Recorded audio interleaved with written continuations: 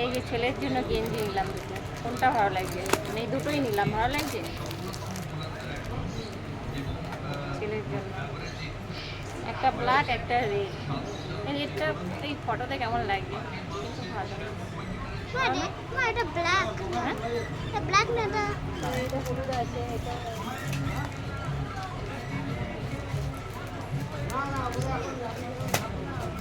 তুই কেনাকাটার পালা।